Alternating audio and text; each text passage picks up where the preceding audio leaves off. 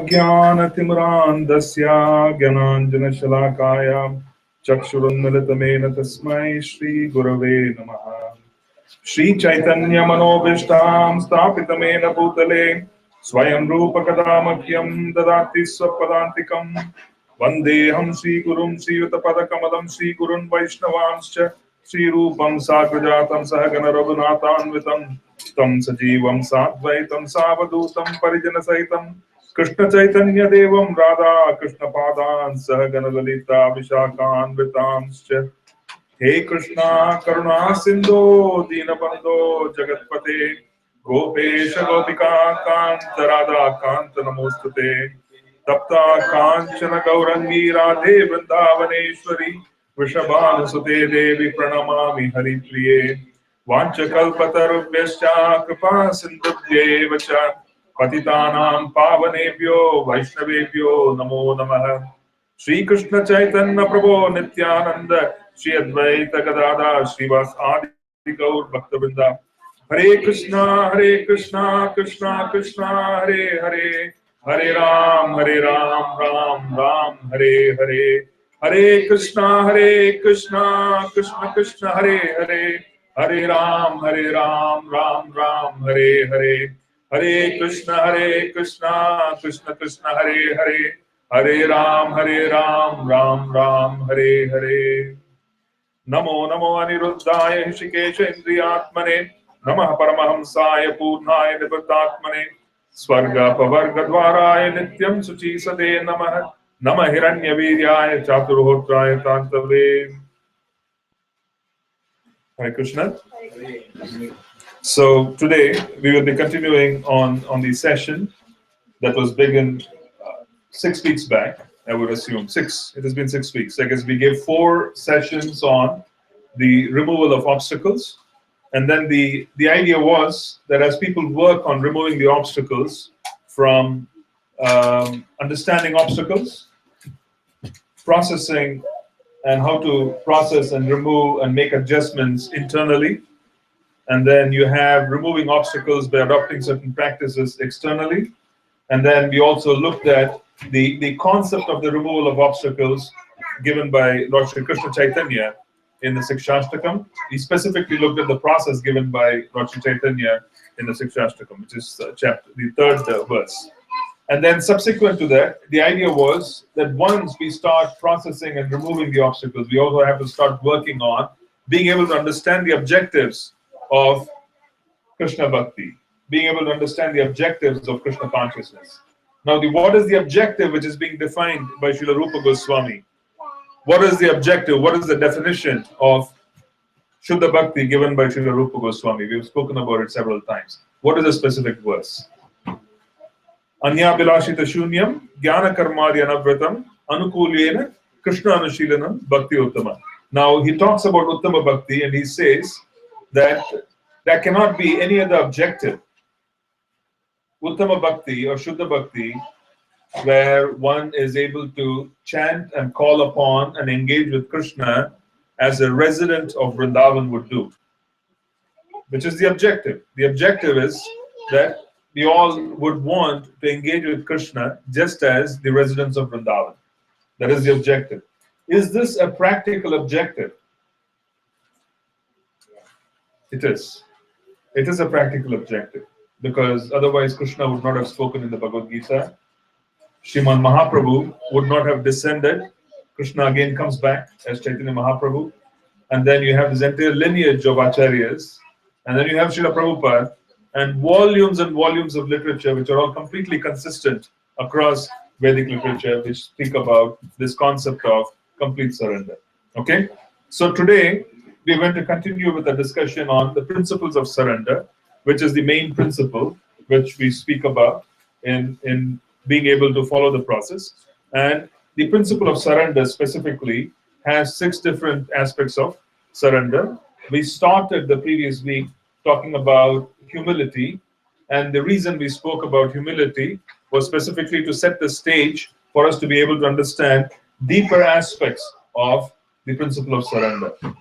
Okay, the idea is, why is it that humility is required? And then we went last week into verses of Srimad Bhagavad Gita, we went into 4.9, where Krishna defines what is required.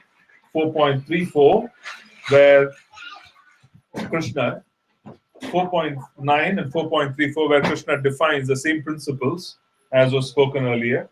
And then we also spoke later about understanding it from the perspective of Srimad Bhagavatam and other scriptures. Okay. Now today, what we want to do is we want to speak about the principle of Atma Nivedana. Atma Nivedana is surrender, surrender of the soul.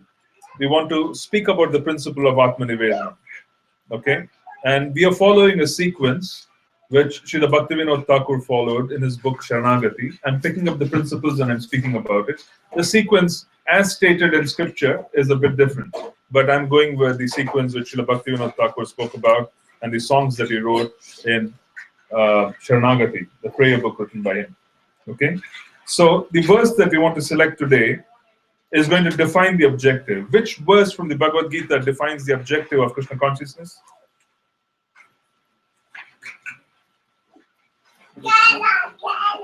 Is that defining the objective of Krishna consciousness? What is the goal? Yes. What is the verse? 18.66, 64 and 65. Right? So the verse that speaks of the principle and the goal of Krishna consciousness is verse 6.5 of the Bhagavad Gita. Please repeat after me. Manmana bhava madbhakto madhyaji mam namaskuru mame vashyasi satyam te pratijane priyosi me. Always think of me. Become my devotee. Worship me and offer your homage unto me. Thus you will come to me without fail. I promise you this because you are my very dear friend. Okay. Now, Krishna has given this extraordinary objective of always think of me and become my devotee. Now, is this a practical proposition? Now, speak up. Is this practical? Always think of me. But would Krishna be impractical? Would he be impractical? Yeah, it's impossible for Krishna to be impractical. It's not possible. He is the source of all knowledge. He cannot be impractical. Okay? So there is a suggestion very clearly by Krishna that this is very confidential knowledge. What does he say in 6.4?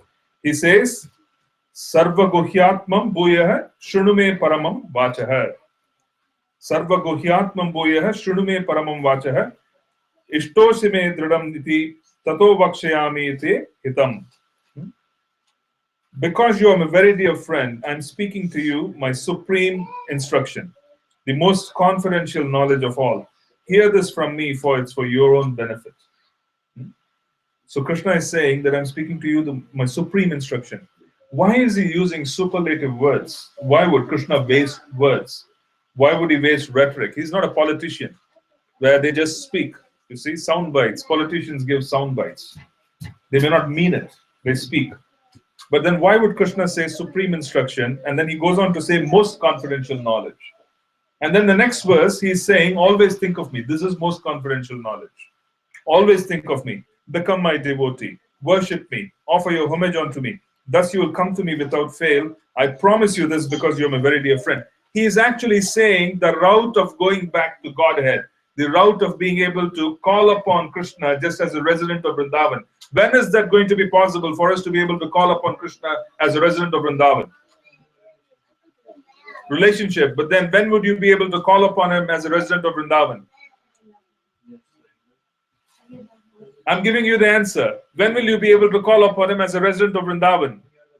When you are a resident of Vrindavan. When we go back as a resident of Vrindavan, that is when we will have the ability to call upon him as God in Vrindavan. There should be no ambiguity. The goal of Krishna consciousness is to be able to take us back to Vrindavan. Now the question is that possible only after death? How many of you believe that one needs to leave this body to go back to Vrindavan? Speak up. I would like some participation. How many of us believe that we need to go back after leaving this body to be able to call upon him with love as a resident of Vrindavan? Do we need to die? Yes or no? No. Okay. Both are applicable here. I'm going to explain why both are applicable. One needs to die before dying. One needs to die before dying. This is going to be critical. Now, please understand that I'm using some language which is a bit different. Okay? One needs to die before dying for them to be a resident of Vrindavan in Goloka. And only then will you be able to call upon him as a resident of Vrindavan would. And what does it mean when I use the word dying? How do you die before dying? Disassociating from your body to the point where we establish a permanent identity in the spiritual sky. Now let me ask you this. Why do people enjoy coming back home from work? Speak up, please. I would like participation. And these are not trick questions. I'm asking you a very simple question. You go to work. Why do you come back from work? Why do you believe that you should come back from work? Why do you need? Go ahead, Rishika. To build that relationship with your family. Yes, good. She's smart. Now, what else? Anybody else? Yeah, you come back because that's where home is, isn't it? That's where you belong. So you come back. Now, how many of you prefer working in the weekends? Do you need a break? Yes, we do need a break. And the reason we need a break is because we don't belong at work. Work is an identity as a professional. But how much do you identify with that? You identify with that to the extent to which it's required. And then you force yourself to forget even the best and the most efficient of... Okay, Vinda, yeah, no problem. So the best and the most efficient of CEOs, they take breaks. The most efficient of CEOs, they take breaks. They go away into the log cabins. They go to the woods. What do?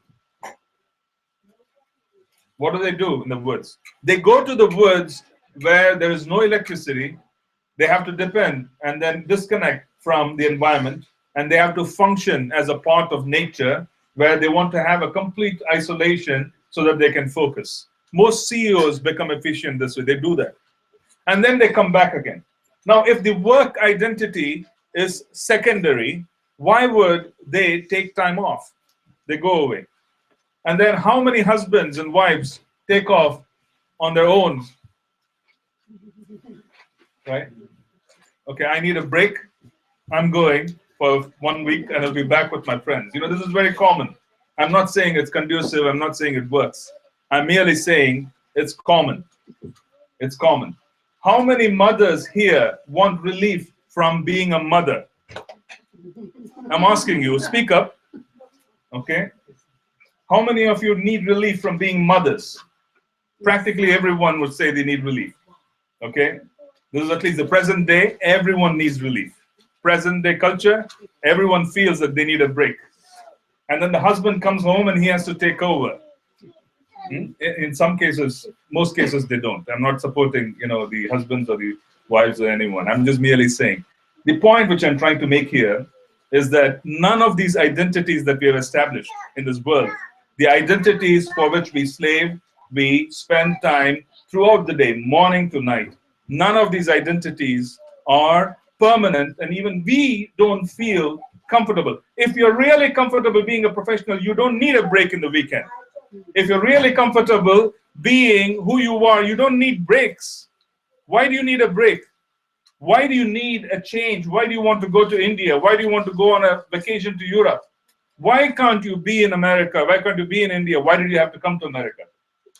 You see, the problem which I'm talking about is that we recognize at a subtle level, at a subconscious level, that we don't belong here. We do recognize. We do recognize that we don't belong here. I'm not talking about belonging or not belonging to America. I'm talking about belonging to this planet. We recognize that none of the relationships that we have here is permanent. Otherwise, why would you need relief? Why would the residents of Vrindavan faint when Krishna goes away for a few seconds? The cowherd boys in the afternoon, when Krishna sneaks away with some confidential friends, to have confidential pastimes, the cowherd boys, not seeing him anywhere, they start losing consciousness. Why is it that the resident of Vrindavan in Braja, why are they intoxicated to the point where the mother packs lunch, not for her children, but for Krishna when the cowherd boys come out of the house? Why is it that all the mothers think of Krishna? Why do the cows think of Krishna more than the calves? And why is it so intoxicating? Why is time eternal in Vrindavan? Why is time eternal? What is the concept of time in the spiritual sky? It's eternal. It is not destructive. Why is it that people don't get bored in Vrindavan? Why is it the pastimes keep repeating and people don't get bored? Why is it that we keep hearing katha and we don't get bored? Have you ever reflected on any of these realities that you come in touch with on a daily basis as practitioners? Have we reflected on this? Have we reflected that we don't belong here? We are in a very, very unnatural, unconducive, we are aliens. We are aliens in this planet. Our activities are completely alienated. We do not have a basis of existence in this planet. Now do we understand why we struggle? Why would we struggle? We are in unnatural surroundings. Unnatural surroundings bring struggles. You're going against your nature. What is practical, applicable, doable is Krishna consciousness. What is not practical, doable is our life. That's the reason why we struggle. We struggle. That's the reason why there's something called retirement, except for US, Supreme Court judges. Their retirement is they have to leave their bodies. They do retire when they can't make it, but it's pretty rare. It's almost a permanent placement. But anyway, the point which I'm trying to make here is that there's retirement. There is retirement. There's a focus on activity, which is very different. All of this is a part of reminders on a daily basis. Are we receiving feedback? Are we observing this feedback? Are we really observing this feedback? Are we constantly thinking and understanding that if all of this requires so much change on a daily basis, weekly basis, monthly basis, yearly basis, where we constantly have to change things just to feel good, then there must be something very wrong with this whole approach to happiness. Are we entitled to happiness? Are we supposed to be happy? Not here. We are pleasure seekers by nature. Intrinsic to us is the quality of being able to seek pleasure and be happy. We are pleasure seekers. Because these identities that we have established in this world are unrealistic, unmanageable, temporary, full of problems, we don't feel too good about these identities. We need change. Okay? So now Krishna is saying, Manmanabo Madbhakto, Madhyajimam Namaskuru, always think of me, become my devotee, worship me and offer your homage unto me. Thus, you will come to me without fail. I promise you this because you're my very dear friend. Now, Krishna is saying that you will come back to Vrindavan. Now, what was the question that I asked in the beginning? What was the question that I asked? That are we capable of going back and being in Vrindavan while being in the planet, in this body? What is the answer? The scripture says yes. Whilst being in this body, we have the ability to have 100% identification with Vrindavan. We have the ability to call upon Krishna while being in this body, while being here, 100%. To be able to call upon him as a resident of Vrindavan. We have the ability. That is the process of Krishna consciousness. That is the goal. What is the goal? Prema. The resident of Vrindavan has love for Krishna. That is the goal of Krishna consciousness. What is Krishna saying in this verse? He's saying, always think of me. Isn't this a symptom of love? There's a definition. Enemies can also think of each other constantly. Kamsa could not forget Krishna. Shishupala, he could not, it's almost as if Krishna has gotten under their skin, as we say. I can't really get them off. He was constantly meditating on this. Hiranyakashipu was constantly meditating on Vishnu. Ravana was constantly uttering Lord Rama's name. But Srila Rupa Goswami says, Anukulena Krishna Anushilanam. He's saying, you have to be favorable. So this unfavorable business is not going to grant you prema. It has to be Anukulena Krishna Anushilanam. Wanting to follow in the footsteps of Krishna. Krishna, you go wherever you want to go. You lift up this big mountain with your left hand, the pinky of your left hand, and we will all come under and we will take shelter of that mountain. We will have no concern that the mountain will crush us. Because you are there, Krishna. As long as you are there, it is not so much that they were wanting to live or die. As long as you are there and we are able to be with you, it really doesn't matter as to what is going to happen or not happen. We don't care. Now that is love. So what he is defining, he is saying that this is what happens in Vrindavan. In Vrindavan, life is always think of me. Become my devotee. Worship me. Offer your homage unto me. Thus you will come to me without fail. I promise you this because you are my very dear friend. This is Vrindavan life. Always think of me. Complete absorption. Complete absorption. Now he's setting the goal and he's telling Arjun, this is very confidential. If you want to come back and call upon me with love in Vrindavan, then you have to develop that quality while you're here. It's a fact of life. You develop the quality of being able to call upon me as if being in Vrindavan whilst you're here. While you're here, call upon me. Call upon that particular name of mine. Call upon and always think of me. That absorption is being set as a goal. Okay? So our original place is Vrindavan. So is it possible to die before dying? Yes, it is. Because living in this world, in a body, whilst constantly identifying with different objects in this world, is living in a dead body. Does it make sense? It's not some twisted, philosophy. It's a fact. Because everything is impermanent. Jobs are impermanent. Bodies are impermanent. Relationships are impermanent. The quality of relationships are impermanent. Happiness is impermanent. Everything is impermanent. Constantly thinking about things that are perishing is living in a body which is dead already, because you identify with it to that extent. The extent to which we completely absorb ourselves in an identity which doesn't belong to this planet is dying before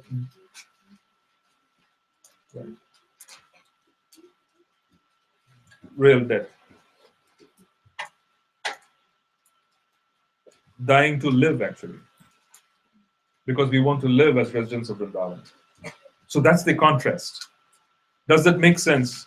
Is the objective understood? I keep repeating the objective because without experiences, profound experiences, it's very difficult for people to understand the objective of Krishna consciousness.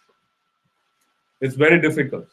But the process of Krishna Prema, which has been given through the chanting of the holy names, is such that slowly, steadily, we will slowly, steadily give up our identity in this world, and then we will assume the identity of a resident of Vrindavan. This is an organic process. Now Krishna says how that is going to occur, and that's the next verse. Okay, what is the next verse? So let's read the next verse. Text 66. Sarva dharman parityajya mamekam sharanam vraja aham tvam sarva papebhyo mokshayasmi masuchaha.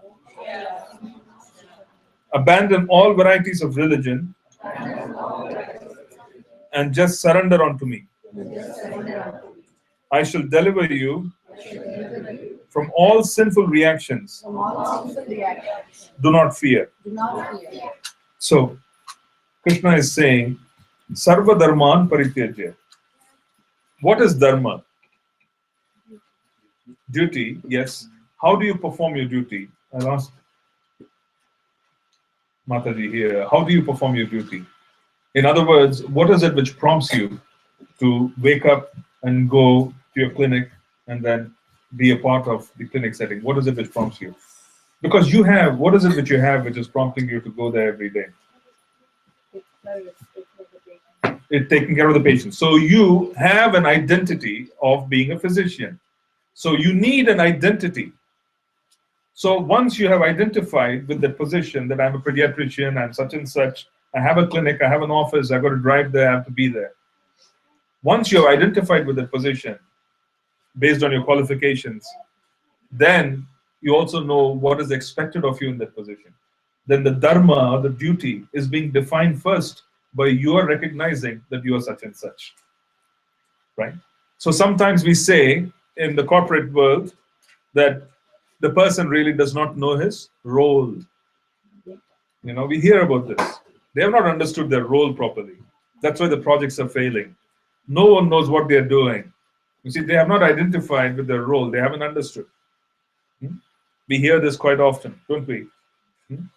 So why is it that there's such confusion in people being able to do what is required?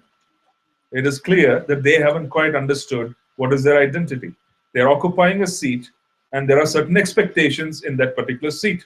They haven't understood what is the role, what is the seat, what are the expectations. So what is required before you understand Dharma? We need to establish an identity. Without an identity, one cannot understand Dharma. Dharma cannot be understood without an identity. One cannot understand what they are supposed to do unless you establish an identity. So now going back to the previous objective of always chanting my name, which is what the residents of Vrindavan do. Can you always chant Krishna's name without establishing an identity? It's not possible. It has the same connotation as much as if you, for example, Mataji, you are just mentioning that you go as a physician. If you do not know what you're supposed to do there, right? You know the pain of the suffering of the patient. Right. You know the parent also. Right. For us, we have to take care of the parents also. You have both roles. So now you have that additional, understanding that both the child and the parents are suffering. The trauma has to be taken care of at both levels. Okay, so now there's a deeper understanding of the role, and then that makes you more effective. Rather than treating just the patient, you also have to ensure that you are accounting for the trauma suffered by the parent, because the parent is helpless in that situation. They're putting things into your hands. Now, the point which I'm trying to make here is the more and more one understands and identifies, then the duty becomes even more relevant. Okay, the more one takes pains to understand what is the role, the greater would become the ability to execute in such duties. The more and more one practices, the greater would be their ability. So now that is our practice, isn't it? So Krishna is saying, Sarva Dharman Parityajya Mamekam Sharanam Vraja. Sarva Dharman Parityajya. He's saying you have multiple identities in this planet. Identities that we get fully absorbed with, but which are a source of great pain. It's a source of duality. Professional, right? Being different things to different people on the planet, and everything has a certain duality associated with it. It can give you happiness, it can give you intense pain. It's a fact of life. It is a fact of life that relationships, identities in this world are a source of pain and they are a source of pleasure, both. It's a duality. This duality is a nature of material life. When we aspire for something wonderful, then we are thinking that that something wonderful is only going to give us happiness. And then when we come very close to attaining that object and actually attain that object and start functioning, engaging in gratification, the nature of the object changes. The duality starts coming in, and we start realizing that, oh my goodness, I thought this was pure happiness. Now this has become a pain in the neck. How did this happen? I thought it was pure happiness. I was thrilled. I was thinking of wonderful things, wonderful stuff. And then all in a sudden, there's pain. How many of us, when we were younger, when we were watching movies, how many of us enjoyed walking into a movie house which made you come out completely drained because it ended in some kind of a tragic occurrence? Because we are pleasure seekers by happiness. You see, we have no interest in coming in touch with grief. We have no interest. Why would we? Because there's no happiness in that. We are pleasure seekers. And everything in this world is filled with duality. It's filled with duality. Now Krishna is saying, Sarva Dharman Parityajya. He's saying, first, give up all other duties, tertiary, secondary, Chala Dharma, Upadharma, different attachments which have come about, duties which have come about because we are attached in certain ways without understanding what it is all about. He's saying, give all of that up. Is he saying, abandon your duties? Is he saying, stop being a physician and chant? Is he saying that, Mataji? He's not. He's not saying, stop being a physician, stop being that. He did not tell Arjun, stop being a Kshatriya. He says, Sarva Dharman Parityajya Mamekam Sharanam Vraja. He says, abandon all other varieties of duty born out of identities that are secondary, that are tertiary, that have no relevance whatsoever. Focus on the identity of being who you are in relationship to me. In the previous verse, he's establishing the relationship, saying, always think of me. Be a resident of Vrindavan, be a resident of Vraja. Establish that relationship. Once you establish that relationship, Sarva Dharman Parityajya Mamekam Sharanam Vraja, you would be able to very easily put everything else in its place. You will function as a resident of Vrindavan.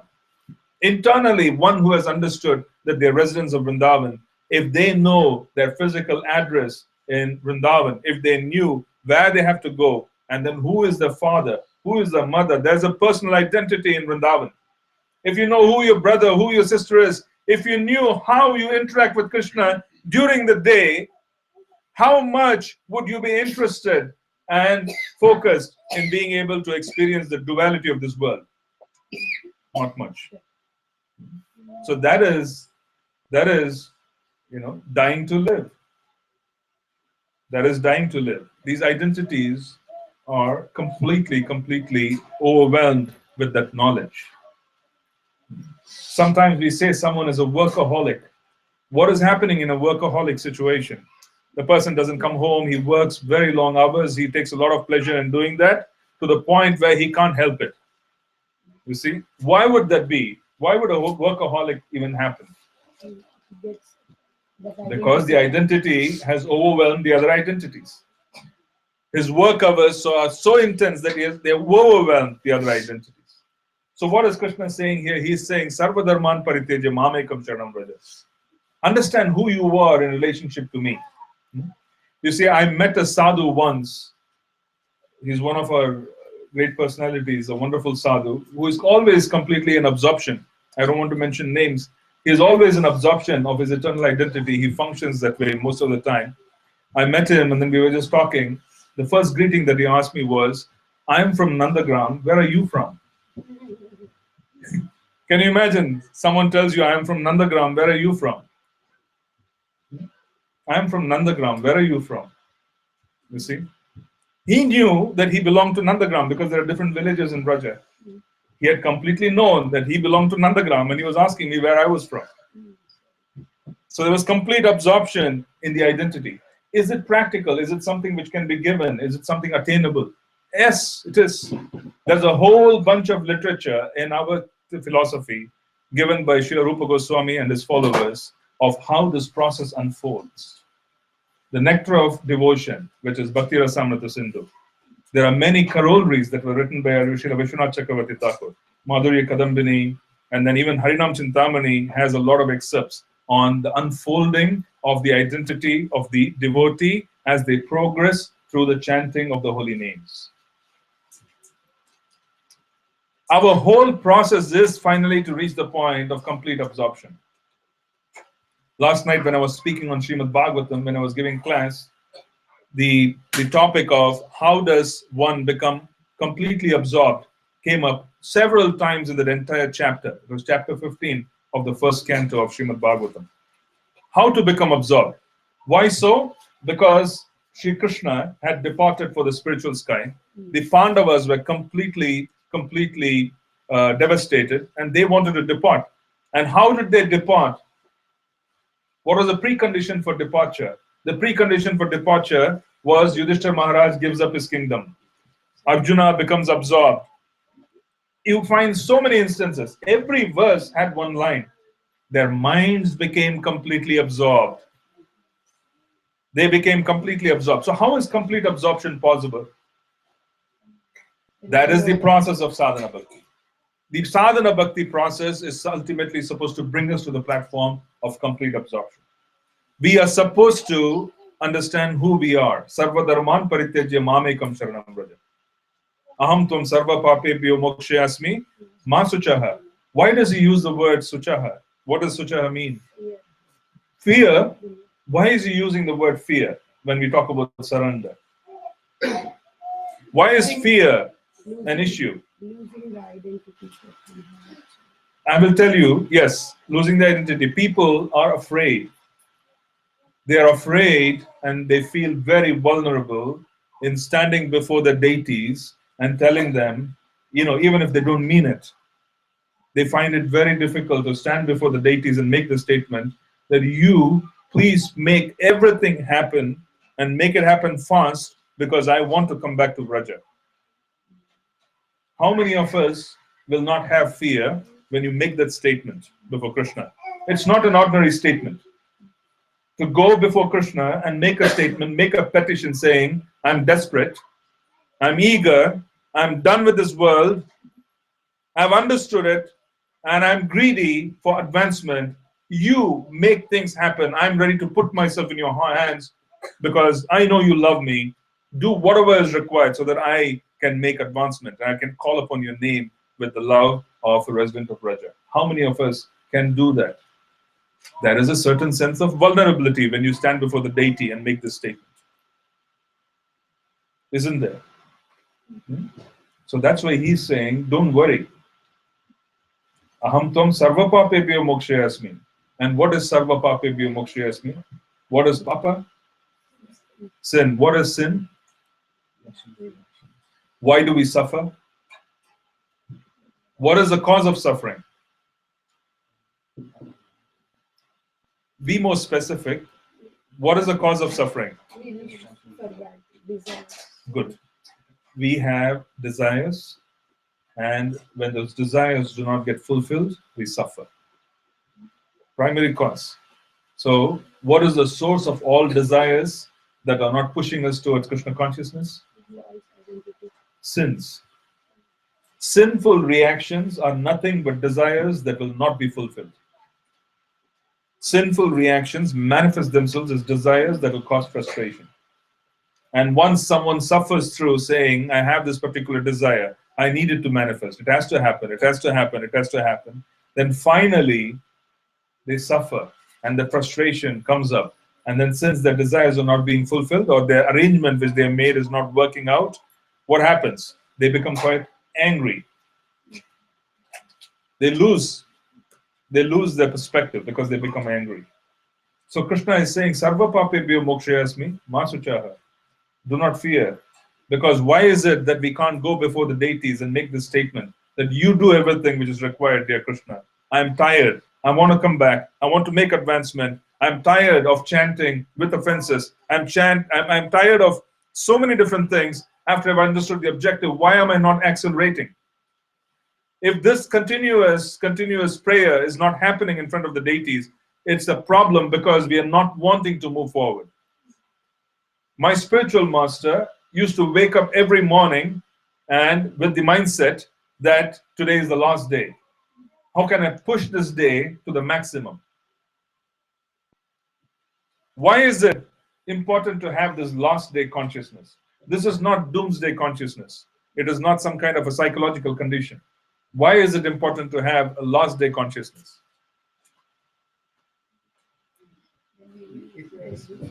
We completely use it properly.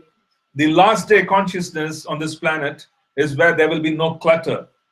We will not allow things in our life which are problematic to bother us, because if we have this last day consciousness, we will know what to focus on, and then we will put other things in proper priority. Someone who is going to leave this planet will have a tendency to prioritize. Clutter goes away. See, you might invite someone to come for the Bhakti Vriksha, you can invite someone to come for the temple, you can invite someone to listen to Bhagavatam, chant. They may not do it. But in many cases, when they get diagnosed with something terrible, then they wake up, because all in a sudden, their clutter in their life is getting sorted out, because everything is being put on the table and life is forcing them to take a look and to reprioritize. Do we understand that? This is a part of occurrence in everybody's life.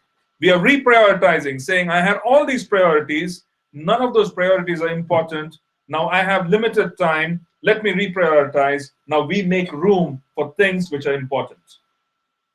Okay? Now, what is that particular reprioritization that occurs? The reprioritization occurs and we are able to focus because we have last day consciousness. The real issue we face is that we are afraid that Krishna will do something to our sources of happiness. Even though we need relief from the very sources of happiness quite often. Quite often, we need relief from the very sources of happiness, and we are afraid that Krishna might do something to those sources of happiness. We feel quite vulnerable in being able to make that statement. It's a human tendency. I'm not demeaning anybody. I'm not putting you down, because I've gone through those challenges as well. And these are vulnerabilities which a human being will face in being able to stand up and make a statement saying, you do anything you want, knowing fully well that prayers are heard. If you have the confidence, you have the faith that prayers are heard before the deities, you will not be really going before them and making this prayer saying, do anything you want. Then why is there fear? There's fear because, number one, we don't love Krishna. It's a fact.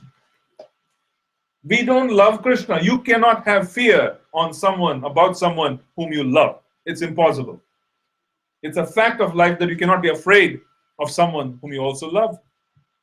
It doesn't work. We are not in the business of God-fearing. We are not in that business. We are moved away from it. That's religion. We are in the business of learning how to love God. How can you love God and also be afraid? Can you be afraid? It's a psychological condition. This requires therapy. If you're afraid of someone and also love him, this requires therapy. Being afraid of not wanting to disappoint someone is a story which is very different. But being afraid to the point where we start thinking that this guy, he can cause immense damage, but yet my business is to love him. How is it working? How is it going to work? Is it possible? Does anybody think it's possible? Is it possible that Krishna is the source of disturbance in our lives? Is it possible? He loves us far more intensely than we can ever recognize. There's no one who loves us more than he does. His love is too intense. So understand the vulnerability which is being exposed in this verse. There's great vulnerability. That's why he says, Masuchaha. He says, do not fear. Do not fear. Do not fear that the stuff that you're attached to, the stuff you think I would do something to, will be done by me. Do not fear. I'm with you. I love you. Do not fear. Surrender unto me. So please understand that Krishna loves us. He does not do anything wrong to us. He doesn't. So we should have no problem in being able to stand before him and making a statement that Krishna, take over my life, because on my own I can't do anything. That is Atma Nivedana. Atma Nivedanam is our ability to go before the Lord and actually make a statement saying that I am not capable of making the changes that are required. You make it happen. How many of us are interested in going to that step? I'm not going to put you on the spot, but I want you to reflect on it. Why so? Because this is confidential instruction. He is saying this is the route. He is giving us a path. He is saying this is what you need to do. Okay? And I'm saying, do not worry, do it. Do not worry, do it. There's really nothing negative about Krishna consciousness. How can it be? There's really nothing. So there's no need for us to become paranoid that Krishna would intervene in a manner which would be less palatable to us. He would not. We suffer from our karmic reactions.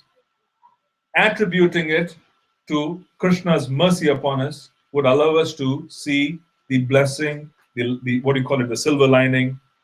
We would be able to see it. Because our suffering is a part of our karmic reactions. But we are simply telling Krishna, use the karmic reactions I have and bring me closer. Okay? Now, I'm going to give you 3 examples, 3 stories, to give you a perspective of how devotees in different walks of life, we would go across religions as well. See, this experience of intensity is not generally belonging to the Vedic paradigm. Wherever there's great sincerity, you will find that the process remains the same, it's consistent. I'm going to give you 3 examples. We will start with the example of Sri Kuresha. How many of you have heard of Kuresha? Sri Kuresha. Kuresha was a very intimate servant of Sri Ramanujacharya, the Acharya, the main Acharya of the Sri Sampradaya, the Vaishnava Sampradaya, the bona fide Sampradaya, one of the 4 bona fide Sampradayas. We draw heavily from the principles of bhakti of Sri Sampradaya. Sri Chaitanya Mahaprabhu collected certain principles from each of the Sampradayas. In many cases, in many ways, we do have a lot of philosophical alignment with the Sri Sampradaya. Now, Sri Ramanujacharya is the founder Acharya of Sri Sampradaya. He is the founder. He is the Sampradaya Acharya. Now, the beauty is that in the 10th century, there was religious persecution of Vaishnavites in southern India. The rulers of southern India, some of them, were very staunch worshippers of Lord Shiva. And this was not religion. They were not practicing religion. This was a political philosophy, somewhat akin to the problem that we're seeing now with certain religious aspects, where it is associated with the political objective. So the kings had political objectives, and they took religion and they took the principle of worshipping Lord Shiva to such an extreme, they were extremists, that they said that in my kingdom, everybody should be a Shaivite.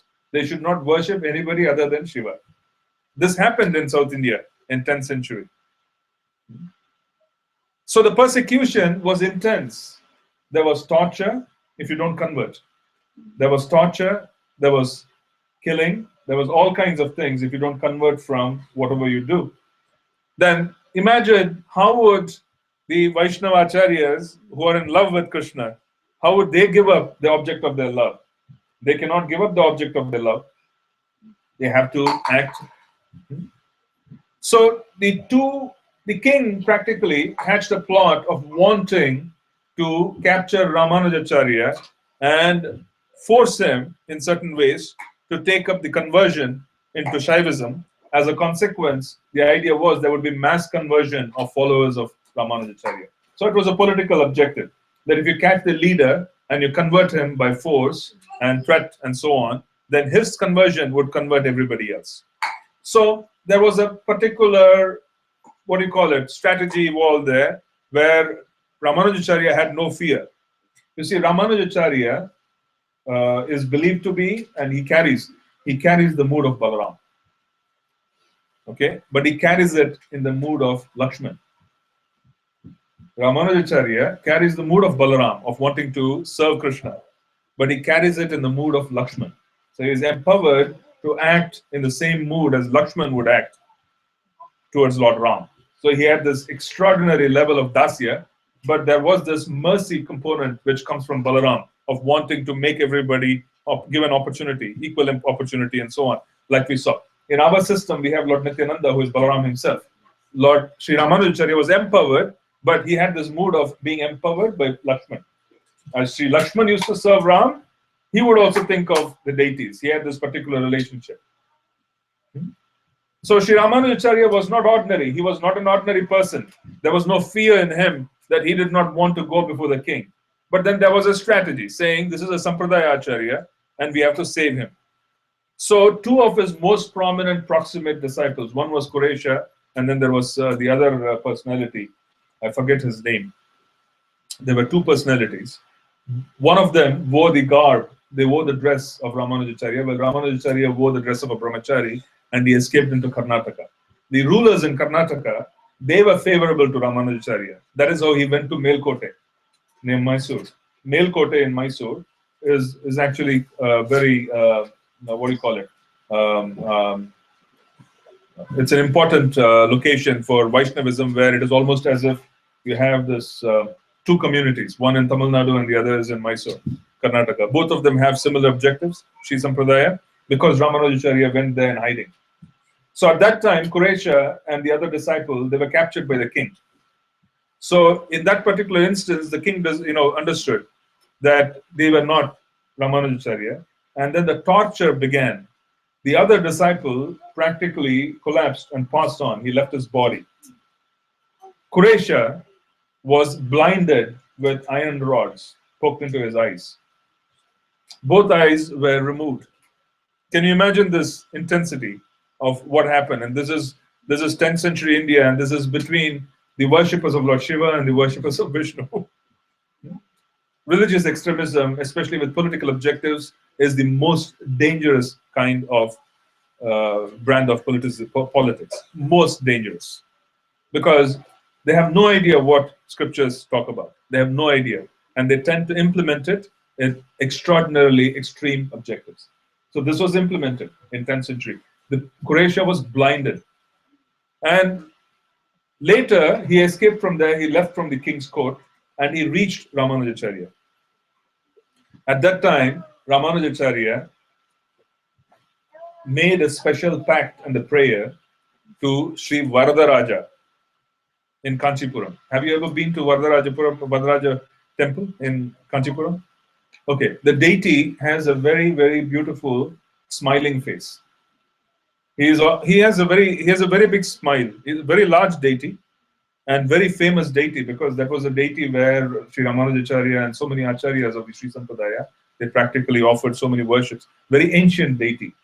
So Sri Ramanujacharya went and made a prayer. He said very clearly to Sri Varadaraja that I will make arrangements that my disciple Kuresha cannot remain blind. He's a servant of mine. So he sent him and said, you go to the temple, sit before Sri Varadaraja and make prayers there, and then your eyesight would return. So Sri Kuresha went, and then he returned, and he was still blind. So Ramanujacharya was quite astonished. He asked him, what is this? I sent you there so that you could receive your eyesight.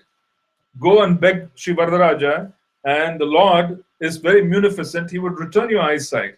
So how come you have returned with your eyes still pierced and you're still blind? So Sri Kuresha went there and he just requested Sri Varadaraja Perumal, we call him Perumal in Tamil, right, to just forgive the perpetrators of crime. So what is it which would allow a devotee to do this? This instance, just remember this particular mood. The mood was forgive those who have perpetrated this. I don't want my spiritual master's potency to be used in this manner. I don't want this favor. I will tend to serve him in as many ways as I can. Okay? I don't want this favor. Why would this Vaishnava mentality come in, where you would go there, make a prayer, and then come back, not wanting to have this primary objective? What is it which is happening here?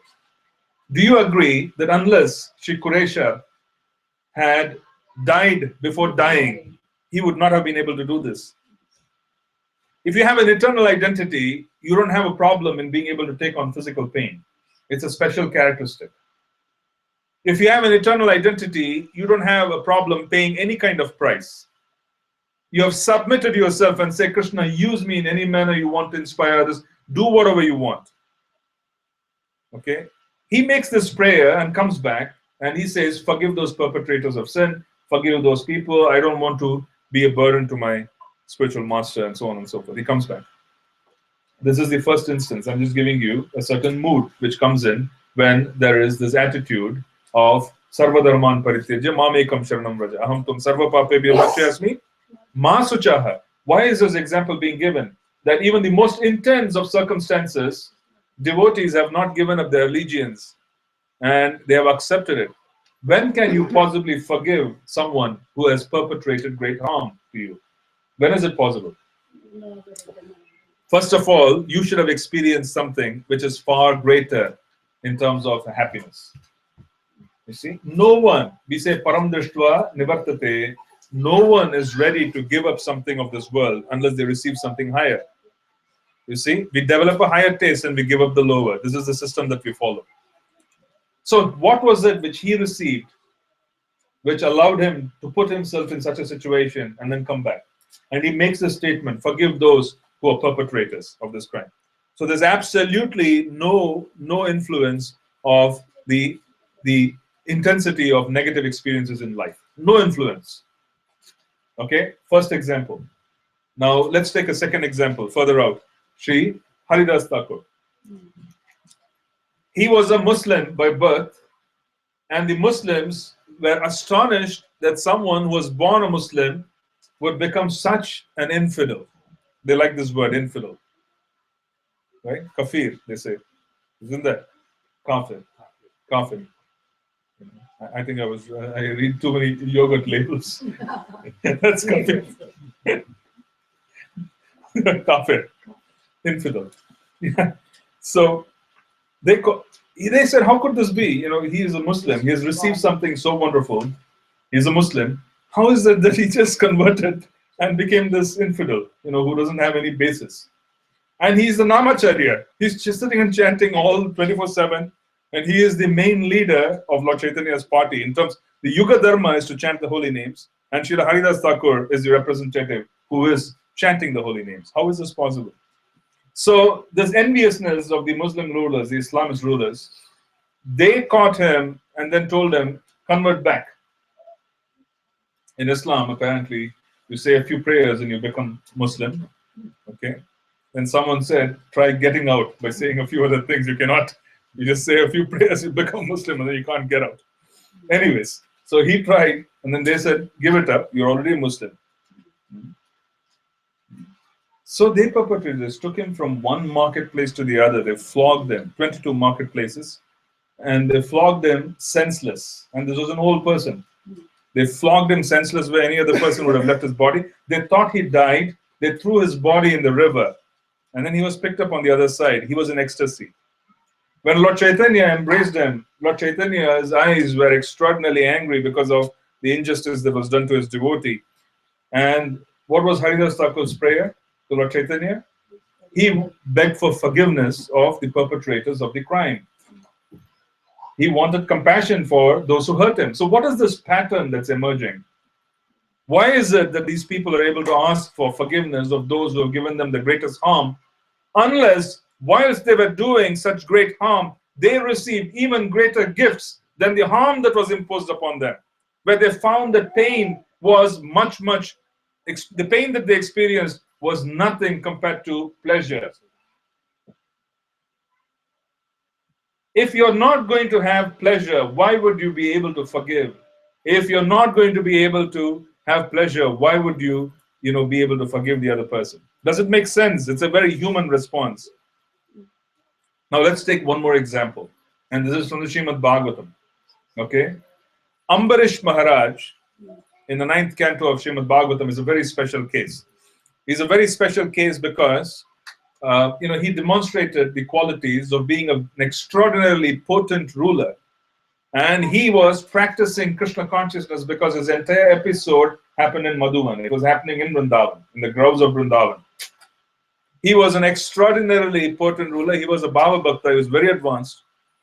And whilst being very advanced and being such a wonderful wonderful devotee, it is said that his entire kingdom was being managed by Krishna's potency, because he used to concentrate and make all kinds of wonderful arrangements for devotional service to the point where his entire kingdom and his duties were managed by Krishna.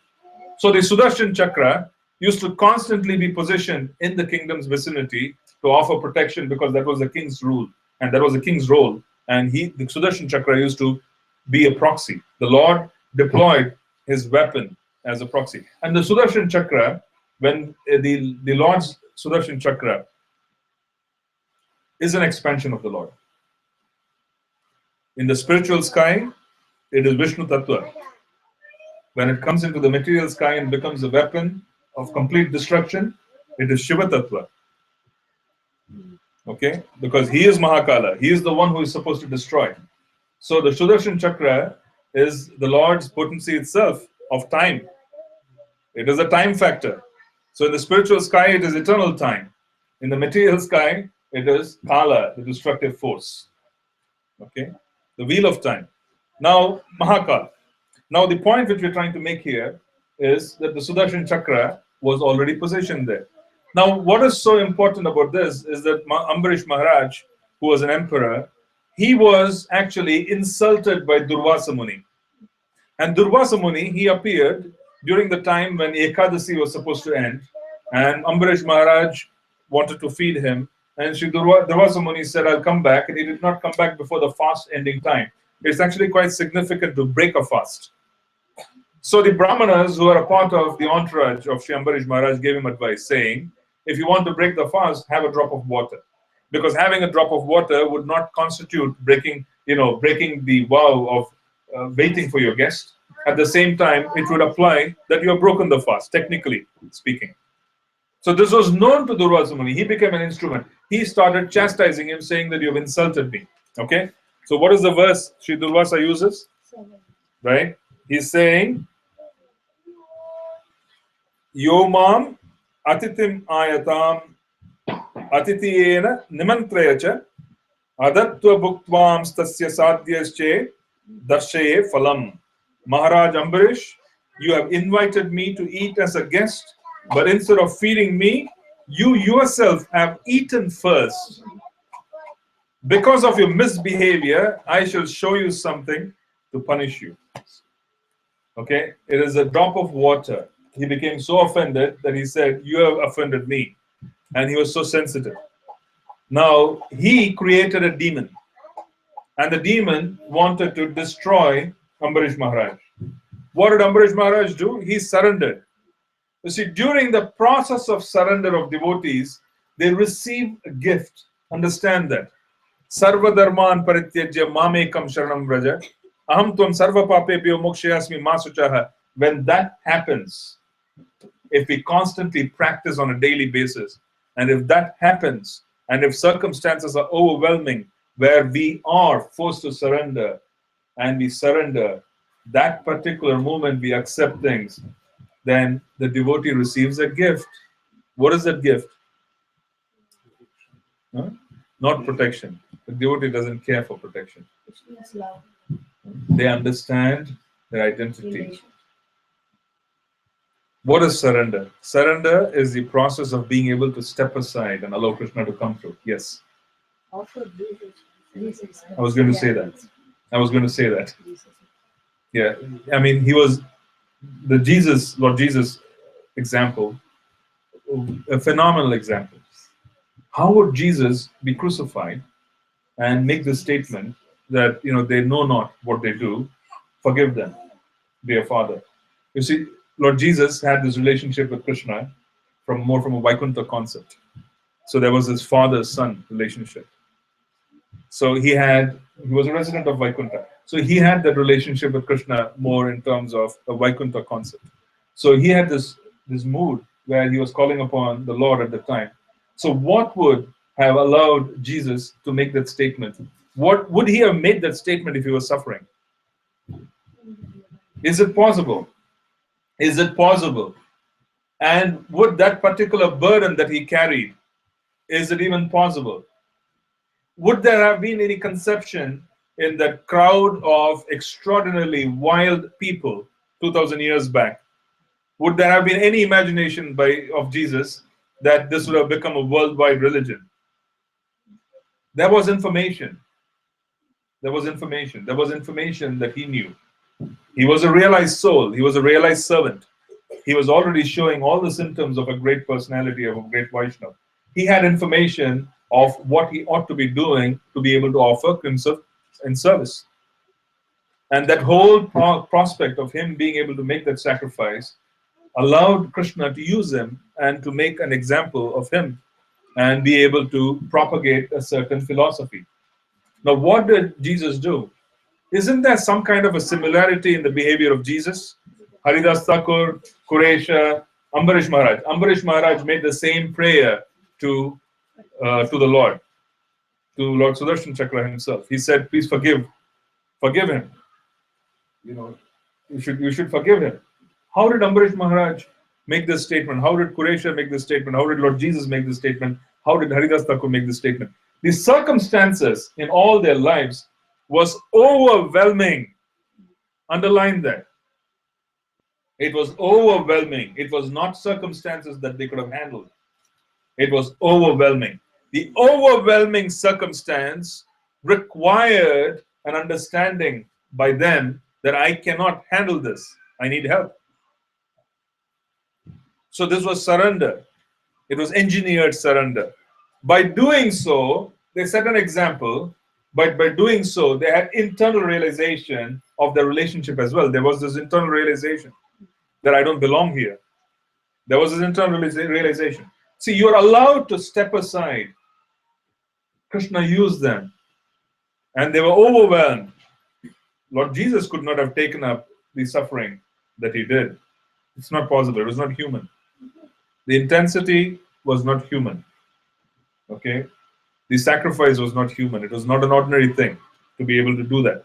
What was extraordinary was not so much being crucified, because there were many others who were crucified during those days. What was extraordinary was the statement of forgiving others. How do you forgive when you're hanging there in great pain, being crucified, with your inability to breathe, your body completely dismembered in so many different places, practically? How do you do that? How do you bring yourself up to do that? It's not possible, because we become irritated when we have the slightest of challenges in life. We become irritated when we don't have proper sleep. We become irritated when we go on plane journeys. There's so much stress when you cross the airport because of all the checking and all those things which go on these days. We become irritated. What to say of someone who is hanging there on a crucifix and whose body has been dismembered? What to say of someone whose eyesight has been removed with such cruelty? What to say of received a guest and who is a very powerful emperor? He was a king who had great powers himself, and then he is being subjected to this indignity by someone. What to say of this Haridas Thakur, who easily could have invoked all kinds of presents to protect himself, but who submitted himself, and then he forgives them. What is this whole situation? Why are there so many examples of extraordinarily overwhelming circumstances, and then there's a pattern of behavior by the devotee, and we're cutting across different time frames in history. We are cutting across religions of special people. You see? We don't belong to a pseudo culture. We don't practice pseudo religion, where we are so caught up by the external names and practices that we don't recognize, spiritual reality if it were to be in some other religious circumstance. So why can't we recognize that?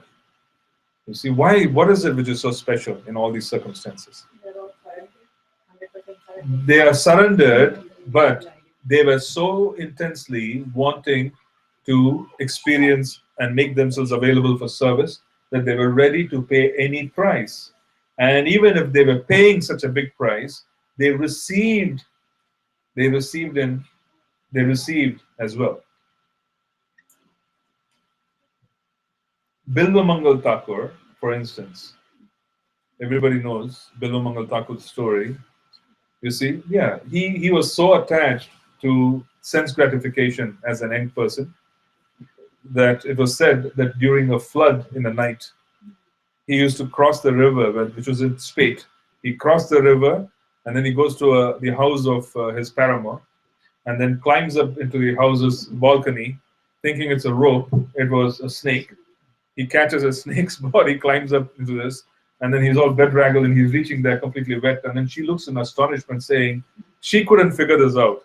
Saying, you came all the way, taking all this trouble, always killing yourself for me, for this. She couldn't figure it out. Then it dawned on him that he was pursuing something very wrong.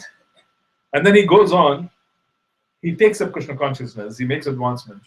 But then there's this lingering desire because of past samskara, it is not gone quite. So he goes to the house of a Brahmana, and then he sees a very attractive woman who is the Brahmana's wife. And culturally in India, he is invited in, and then they ask him, what is it which you want? And he says that I want to sleep with you. He tells to the person who is opening the door, wanting to receive, and the husband, and so on and so forth. Okay. And at that time, because of culture and because of, the profundity of their understanding of Vedic culture, they say, because he is Atithi and he is asked, we don't want to violate that principle. We say, okay, because he is Atithi, he is a guest. So he becomes so remorseful hearing that statement from them that he borrows the hairpin which the lady was using, and he pierces both his eyes at that point in time. You see, he pierces, saying these eyes are such a great disturbance that I'm making this statement, and I'm violating it. I'm actually moving away from Krishna consciousness. He just pierces it. See, that kind of intensity cannot come at lower levels of advancement. He was very advanced, but there was lingering desire, and Krishna basically took out the problem. So how do you do that? How do you go and pierce your eyes and do all that? It's not madness. It is almost as if it not be consistently mentioned in scripture. It may appear to be madness in a world where one has to survive and kill. It's very common in this world to be able to do something to others. How is this possible? So this particular statement which I'm trying to make is that unless you have attained something more wonderful, you can give up something less wonderful. Right?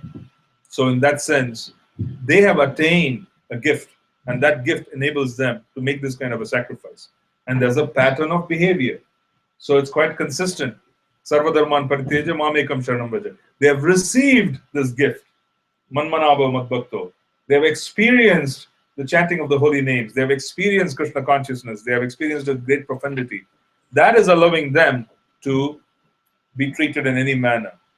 And that gratitude of receiving a gift from Krishna is what allows them to forgive the perpetrators of crimes. You receive such a powerful gift and you cherish that gift, you don't really care about anything else. You're ready to, forgive. You're ready to do anything. It's a state of consciousness. They are already in the spiritual sky. Being in the spiritual sky, they have the ability to make even more arrangements for service. I'm giving extreme examples. The reason I'm giving extreme examples is that it's not that we are going to go through these circumstances. Don't think of it that way. But I'm saying that this is a pattern. Krishna consciousness means you submit yourself, and even if there are overwhelming circumstances, those overwhelming circumstances after your submission, after desiring intensely to experience Krishna, would be used by Krishna to help us make advancement. So we will receive a big gift in terms of the love of Godhead, and that particular gift is such that any price can be paid. So one does not become overwhelmed in making a statement to the deity saying, do whatever you please, give me the love of Godhead, because that particular gift is so amazing that you can do practically anything you want after that. Okay? So I'll stop here and see if you have any questions. I've gone over today, but the topic required a little bit more deeper explanation. Yes, Madhu. When for ordinary people, things you feel pain, Right. So how to think that pain, how to tell our mind that So in other words, you're saying there could be circumstances in our life which are a cause of pain. How do we deal with the mind, which is constantly reminding us that it is pain, it is pain, it is pain? Okay, the first thing that we ought to do is there is always the practical side of acting upon the circumstances of life. If there is a need to fix certain things, we have to do whatever is necessary to fix it. So the concept of Krishna consciousness doesn't mean that we neglect things to the point where they become problematic. We fix it. Okay, depending on our capacity, there can be different ways to fix it. We can fix it. Okay, that is the first point which I'm trying to make. If it is bothering you in Krishna consciousness. Yeah, if it is bothering us in the Krishna consciousness, one needs to understand two things. Number one is that if it is really causing an issue to the point where we are not able to function in Krishna consciousness, at that point in time, we would want to be able to use it as fuel. What is fuel? You see, we constantly hear transcending. In other words, let me repeat the steps. If you are constantly feeling physical pain, get yourself treated. I'm not going to compromise on the fact that you visit a physician, get treated, do what is practical from the purposes of the world. But after receiving such treatment, after receiving such therapy, there could be circumstances that the pain still continues. And in such circumstances, what we would do is that we would use it as fuel to transcend. Meaning, the word transcend means you rise above the body. How and when will you rise above the body? Only when the body becomes uncomfortable. So, along with that pain, you say, yes, the body is paining. I have a fever. I have an inconvenience. Yet I will get up. Yet I will do my duties. That is transcendence.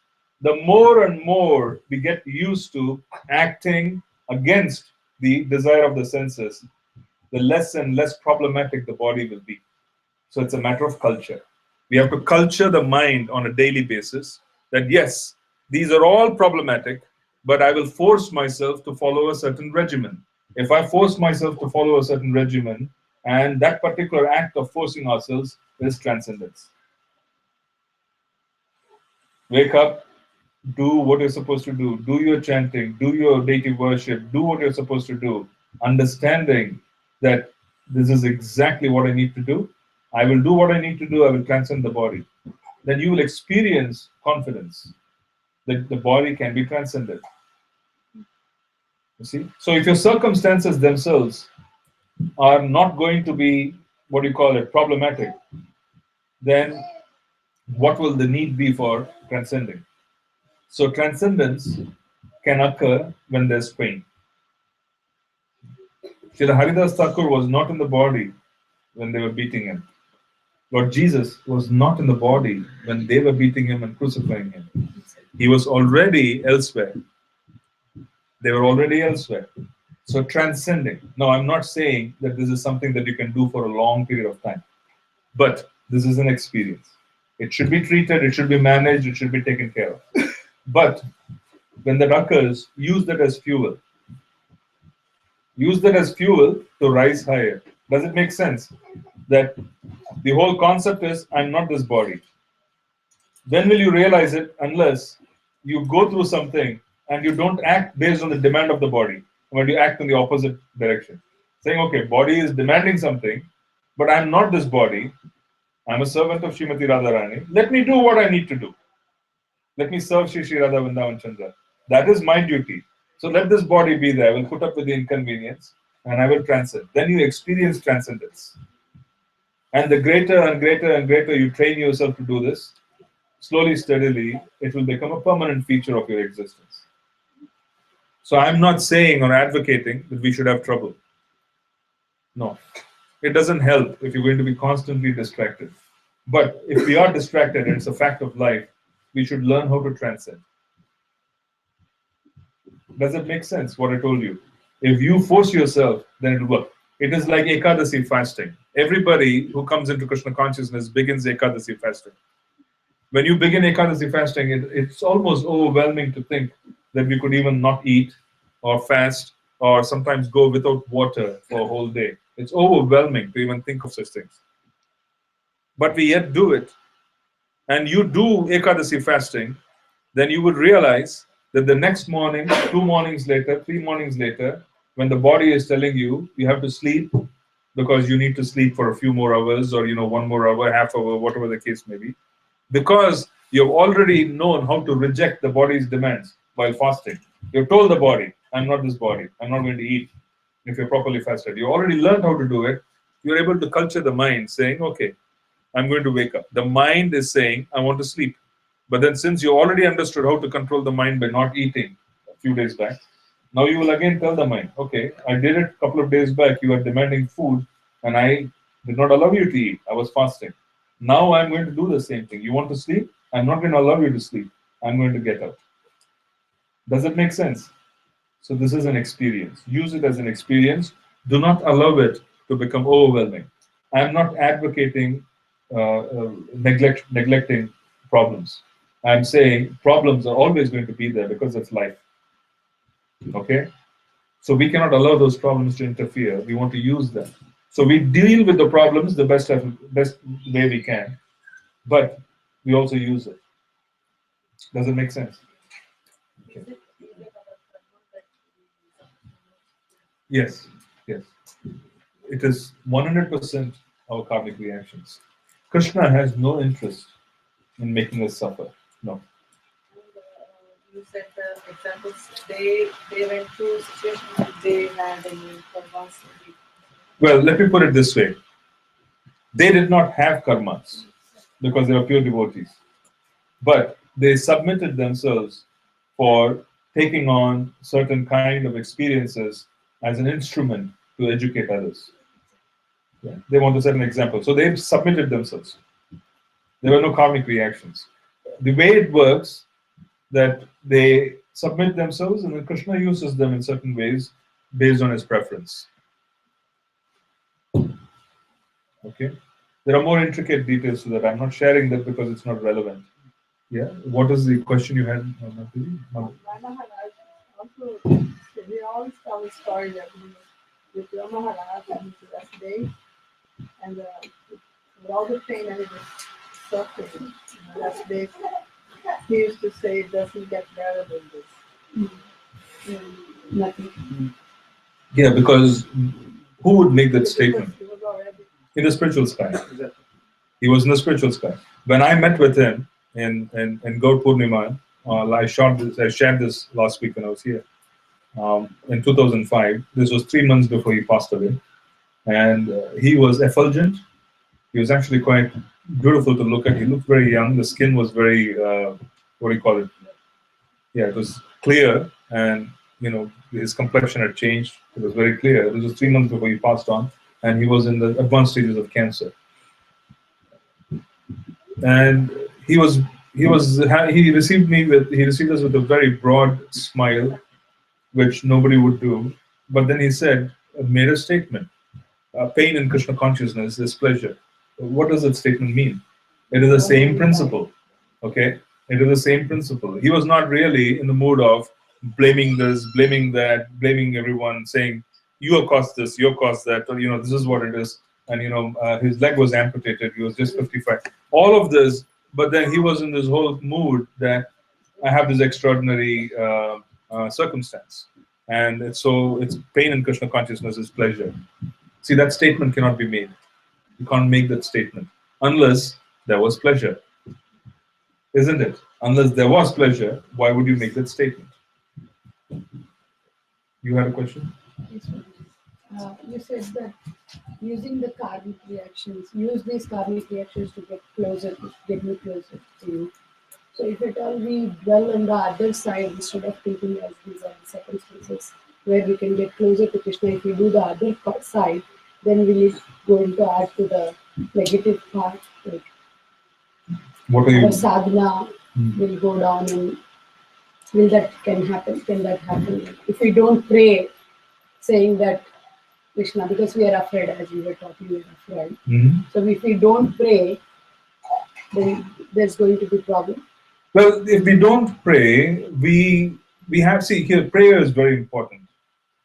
We follow the instructions of Srila Prabhupada to the best of our ability.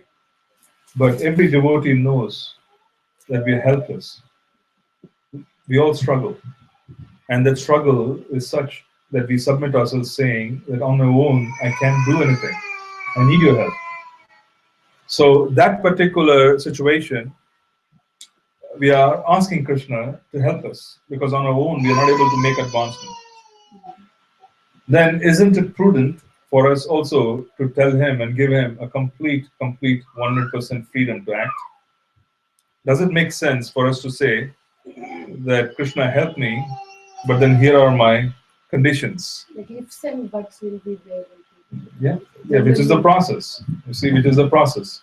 It is the process of falling in love, where the fear goes away and the fear is replaced by love. If it is not there, and if there's more and more fear, then we are afraid of God. But we claim that we are in the process of loving Him.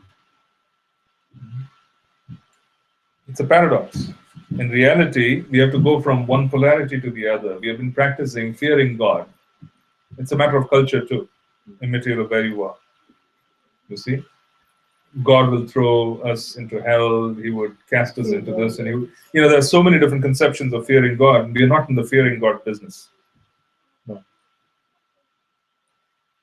Okay? Did I answer your question? Yeah. Yes, Akhilesh. Today we talk around Swarupa Siddhi, establishing the relationship.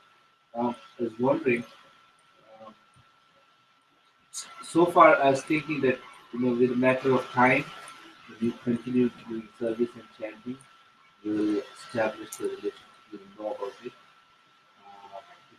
Should I be worried that how much time it takes or why? Because on other side, you also mentioned that when you have established relationship, that's when, or when you know the relationship, that's when actually you can follow one another. That's right. So the point we want to make is very clear that the movement of Lord Chaitanya is such that we will be engaging in the service of the movement of Lord Chaitanya. We would be preaching. We would be engaging in making arrangements for preaching. We would be serving in different ways. And that in itself is the process which is going to help us unfold and re-establish our identity, because we'll be drawing upon the mercy of Lord Nityananda. So to give you an example, as I said, Lord Jesus, Kuresha, there were so many different personalities. They had a special commission. They had to serve in a certain way. And since they had to serve in a certain way, they submitted themselves. And by submitting themselves in the process in which they are supposed to serve, that allowed them to be used, and they also received, the gift from Krishna of complete self-realization and understanding. Our process is to serve the mission of Lord Chaitanya.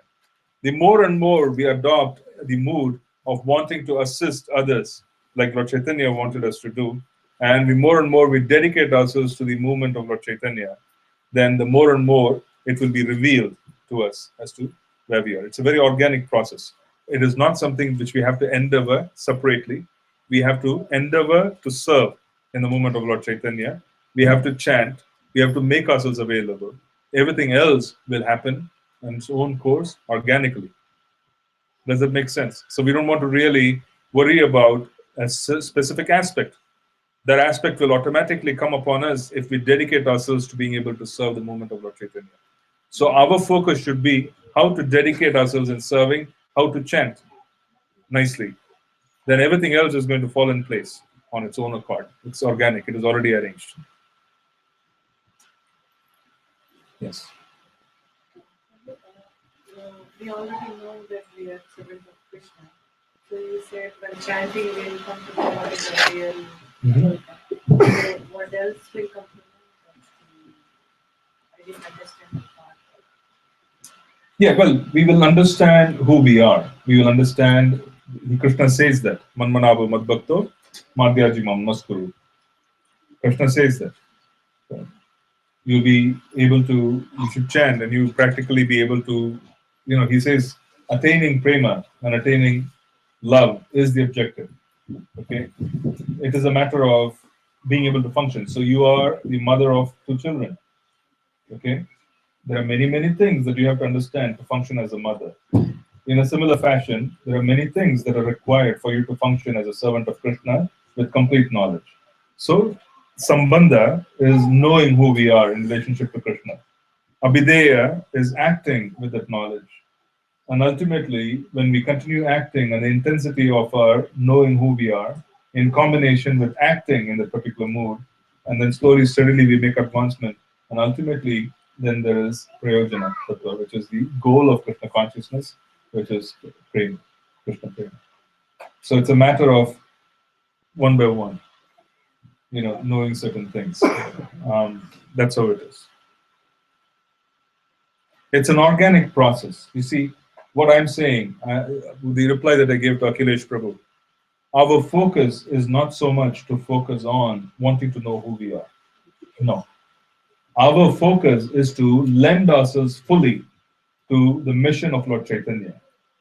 By lending ourselves fully to the mission of Lord Chaitanya, unequivocally, with no compromise, that would allow us organically to be gifted with everything that is required for us to be perfect servants. And perfect servants means knowing Sambandha with Krishna and knowing, to act in that mood. Does that make sense? So we don't want to get distracted at this time from the endeavor of spreading the mission of Lord Chaitanya. We want to endeavor to spread the mission of Lord Chaitanya, just as Srila Prabhupada did, right? And many other acharyas did. By doing so, Lord Chaitanya's Kripa Shakti, Lord Nityananda Ram, would bestow upon us whatever is required for us to become better servants. And best servants are those who understand the Master's heart. And those are the residents of Vrindavan. So ultimately we'll become best servants. But for that, it's an organic process of serving Lord Chaitanya. It automatically transfers itself to becoming a wonderful servant in Vrindavan. Does it make sense? We can relate to the last time verse we discussed. Krishna says, He will give, Buddhi Yoga. correct. Buddhi Yoga, the intelligence to come back, will be given by Krishna. He would allow us, exactly. He would give us. You see? The intelligence is going to be provided for by Krishna. There's no confusion. Any other question before we end? I can take one more question. I think what she was asking is that she understands now that already that she was serving, but when she becomes purified more and more, she will understand who is the Lord there in Vrindavan. Yes, agreed. Yeah, but my point was, I was trying to make is focus on your service of the mission of Lord Chaitanya. That will grant you whatever is required. Lord Chaitanya is, the main object of our service. He is our objective now. Right? So whenever I chant, Hey Krishna, Karuna Sindhu, Dina Bandhu, Jagatpate, I don't remember Vrajendra Nandan. When I chant those prayers, I'm remembering Mahaprabhu. It is Mahaprabhu. So focus on Mahaprabhu. When I go to Mayapur, I spend time in front of Panchatattva. Yeah, I just stand before Panchatattva and I chant. I'm more attached to Mahaprabhu than I'm attached to, serving Rajanandandan directly at this time, because Mahaprabhu's mission is more, the need for us to focus on that. We have to focus on Mahaprabhu's mission. Okay? And as time progresses, he will make arrangements and we will make organic advancements. You see, let me share this. I never shared this, but perhaps it will help you. I somehow feel in my heart that I can. You see, 7 years back, I was in Vrindavan, and there was this very deep desire for me to bring Giriraj so that I could worship. I was very inspired. I was wanting to worship Giriraj. I'm a bit complicated that way, that I wanted to bring Giriraj. So I went around and I knew where I had to find him. So I went around and I searched around. And then people really scared me. They said, you have to get the permission of Brajvasi, because you cannot bring Giriraj from there, otherwise it will happen.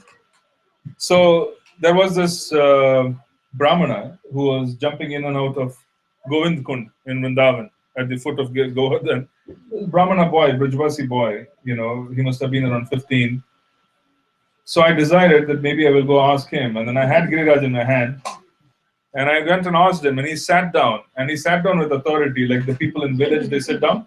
So he was in his cope and he was in his underpants. He had just come out of the lake. He was in underpants. he sat on a perch, like a perch, a higher level platform. He looked down upon me, and then he had this thing, and then I told him that I want to worship Giriraj and I wanted to see what your opinion was.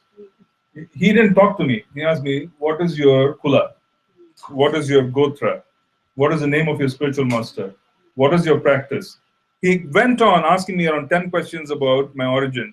I tried the best to tell him, I don't know if he knew that, but then he said, then he told me in Hindi, he really told me this. I'll say this in Hindi and I will translate. He said, "ये यहाँ से आप लेके जाओगे, आपका business पूरा चौपट हो जाएगा."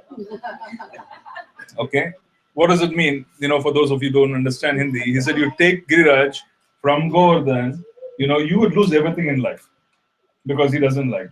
But I was very eager, so I bought him here anyways. Okay, then eventually someone else there, some other Brajvasi who was very kind, he gave me permission to worship Giriraj. So sometimes what I'm trying to say is that, we have to be able to act. We want to kind of get into more serious practice of Krishna consciousness. And even when you hear these things that from people, where they throw the fear into you that, Krishna would do this, Krishna would do that, you taking Giriraj from here would be so problematic that, you would lose everything, you would lose this, you would lose that. You don't want to, just leave everything behind. And then, what would someone, what would you have done? Would I have just put back Giriraj and said, oh, he has told me that? You see? Hari Bhakti Vilas says that. I'm not saying that he is saying that. Hari Bhakti Vilas says that. There is scriptural injunction. There is scriptural injunction that you need to take permission, and then Giriraj doesn't like to move away from Raja. Okay, but the point which I'm trying to make here is you don't really start thinking that coming in touch with Krishna in a very profound way is going to cause calamity. That's number one.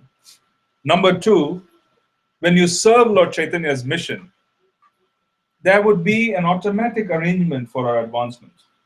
So deities would come, there would be certain arrangements, there would be initiation, there would be spiritual master, mantras. There are so many wonderful things that just happen organically because we dedicate ourselves to the service of Lord Chaitanya.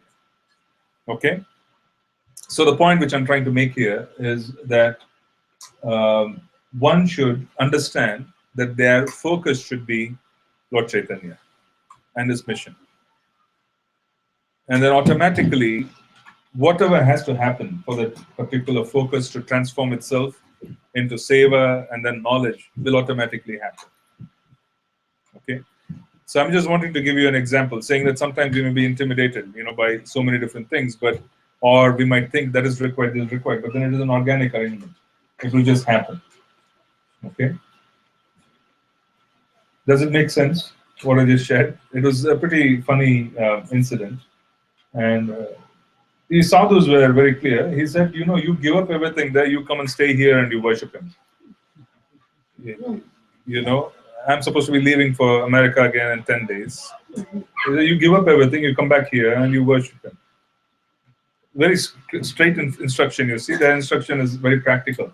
Why is it so practical? Because they are focused on Krishna consciousness. They have nothing else in mind. They say, you give up everything, you come back here.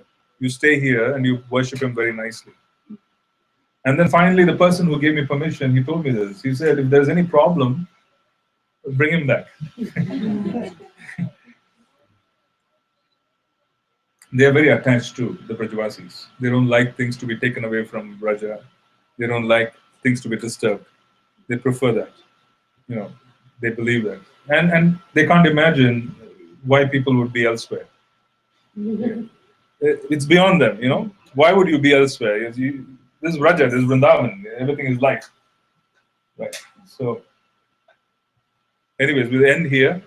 So, Srila Prabhupada ki jai.